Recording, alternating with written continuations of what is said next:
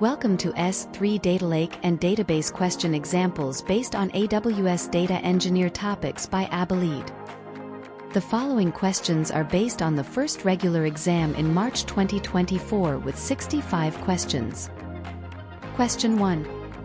How do you efficiently report daily with 30-day average for each customer's portfolio in Redshift? Inefficient are daily manual iterations or Redshift's transfer to S3 with glue job for direct analytics. Also, infeasible is QuickSight for evaluation of established rolling averages. Better is to engage the average function with enabled rolling average directly in Redshift. Question 2. How do you transform with least coding an incoming multi-column CSV file into a single-column format? Contrary to the task, pivot, or array nesting, converts table rows into multiple columns. Besides, customized Lambda for Python is impractical.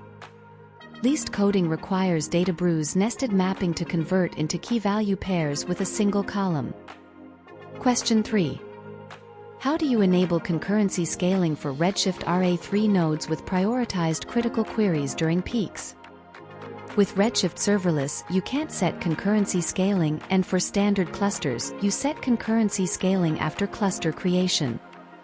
Instead, you manually turn on concurrency scaling at the workload management queue in Redshift cluster. Question 4. How to identify conditions with a query optimizer of long-running Redshift query performance issues? For performance condition monitoring, you can't use table views such as STL usage control, STL query metrics, or STL plan info. It is better to use the STL alert event log to monitor record conditions for anomalies. Question 5. How do you more evenly balance queries of Redshift key distributed X large nodes with single loads over 90%? It's inadequate for load distribution to use sort keys based on where clause. Not better is a larger node as it reduces scaling efficiency. Most effective is to use the distribution key with the largest table column for even node balancing. Question 6. How do you least overhead automate monthly Redshift analytics with provisioned cluster deletion and S3 backup? False is to engage CloudFormation for continuous Redshift cluster operations. Besides, customized Lambda and the manual CLI process are inefficient. Most effective is a serverless on-demand solution to handle high and zero load variation without overhead. Question 7. How do you correct Lambda's S3 role permissions with an S3 getObject action? Don't apply the overly permissive S3 action and don't use a bucket name reference. Not better is to use a retrieval attribute. You better use Lambda function permissions to get the object according to least privilege principle. Question 8. How do you encrypt S3 client data with 2 layers of S3 server-side encryption without invest in infrastructure? No additional layer are provided by the default AES 256 encryption key or the client-side encryption. And the S3 encryption client requires substantial infrastructure overhead. You best use the highly secure KMS dual-layer server-side encryption with S3 to control keys for both layers. Question 9. How do you with least effort protect S3 call logs with sensitive information with encryption keys only for specific employees? Cloud HSM doesn't provide encryption, and client keys require costly overhead. Additionally, AWS managed keys can't be configured by an user. Instead, engage KMS integrated for S3 to restrict access at lowest cost. Hold on a minute. If you like this channel and its free content to continue, please subscribe it on the right bottom button. Question 10. How do you effective cost optimize S3 storage for unpredictable and variable millisecond data access patterns? Impractical is rule-based cost optimization for unknown access pattern. Moreover, the 12-hour access delay of low-cost archive storage is inoperable. For unknown access patterns with millisecond access, you best engage intelligent tiering with automated cost optimization of standard storage. Question 11. How do you realize cost-effective S3 multipart uploads with auto-delete of incomplete uploads after 7 days?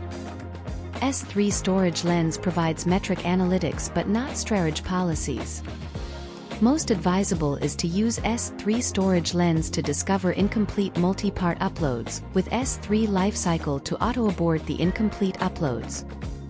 Question 12. How do you resolve Athena query plan performance on S3 with multiple partitions and glue catalog? To optimize over-partitioning, neither a columnar format nor partitioning on a where clause column is practical. Besides, EMR's S3 utility doesn't resolve inefficient partitioning. You best apply Athena's partition index projections to automate and speed up query for highly partitioned S3 tables. Question 13. How do you cost-effective query compressed CSV in a S3 Glacier data subset for a specific vendor? Infeasible is S3 Glacier Select for compressed files.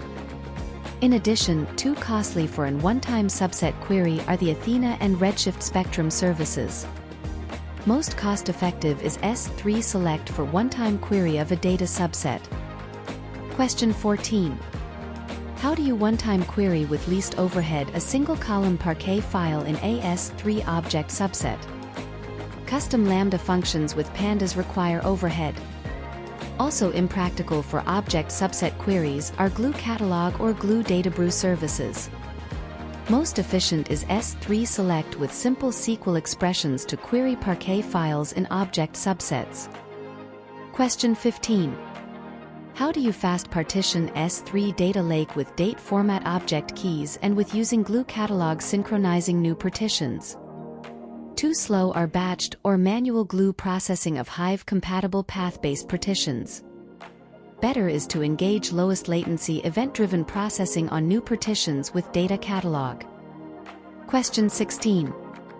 How do you cost-effective realize consistent performance of a predictable highly variable throughput of a provisioned DynamoDB? For consistent performance, on-demand mode or a manual table spreading are inadequate. Moreover, higher capacity provisioning is costly. For predictable traffic patterns, you most cost-effective scale DynamoDB provisioned capacity with a cron-based app. Question 17. How do you launch new EC2 instances from machine images and persist its data, even if terminated? You can't use the ephemeral instance store as a persistent storage for instances. Most advisable is to apply persistent EBS volumes for data storage and as an instance root device. Question 18. How do you least overhead upgrade its EBS general SSD storage from GP2 to GP3 without interruptions? The continuous data sync is impractical for a one-time EBS volume change, and mounting or attaching a new EBS volume interrupts operations. Most effective and without interruptions is an in-place EBS volume upgrade. With the understanding of S3 Datalake and Database for data engineers, you are ready for more details. We wish you further insights with AWS videos.